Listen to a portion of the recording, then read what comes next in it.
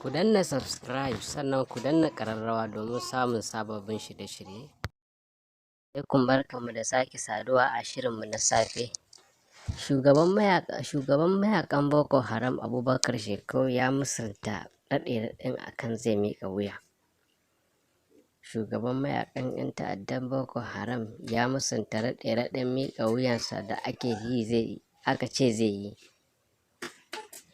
Shugaban 'yan ta'addan ya ce ko da zai kasance ya yi gaba da gaba da dakarun sojoji Najeriya ko na ƙasar Chadi, ba zai sa ya miƙa wuya kansa gare su ba, kamar yadda jaridar Hongil ta wallafa. Ya ƙara musanta rahotannin da ke bayyanawa cewa mayakansa duk sun ƙare, sauran suna nuna karaya. A wani sautin muryarsa mai tsawon minti 8 da daƙiƙa 22 da ya saka a ranar Alhamis, ya ce babu abin da ya faru da 'yan uwansa, don a halin yanzu ma suna cikin ƙoshin lafiya. Cewarsa, da kuka ce an ragargaje 'yan uwana a Sambisa, duka ƙarya ne. Gwamnati ta yi ƙarya ne. Gwamnati ƙarya take yi wa jama'arsa. Ƙarya take yi wa jama'arta kawai. Shugaban 'yan ta'addan ya ce gwamnati ce take ƙoƙarin janye hankalin mayakansa don miƙa wuya ga Najeriya ko Chadi. Shugaban ya ce har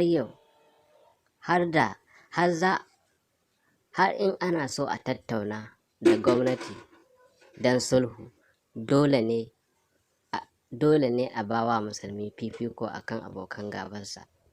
Ya ce dole ne abokan gaba su gyara sannan su karɓi dukkan sharuɗansu,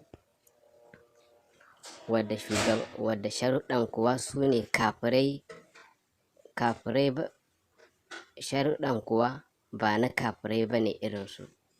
Demokuraɗiyya dokar mutane ce, mu kuma dokar Allah muke bi.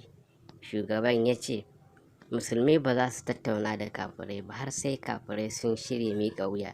Idan kuwa an yadda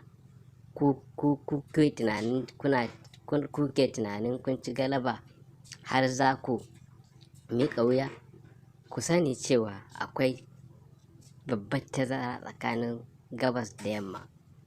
Idris Deby, ƙarya kake yi, babu abin da ya faru da ni, sharrinka zai ƙare maka.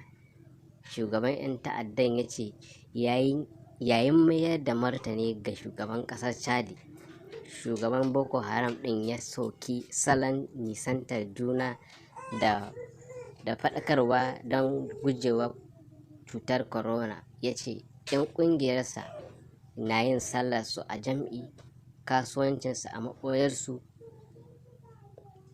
ba abin da ya same su.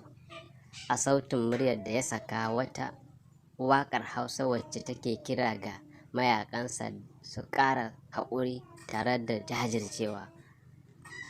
Masu lura da 'yan ta'addan yankin sun ce duk wani irin jigatar da 'yan ta'adda suka yi ne kan ruwan bama-baman da sojojin da suke musu. Mun gode sauraron mu, kar a manta a danna subscribe sannan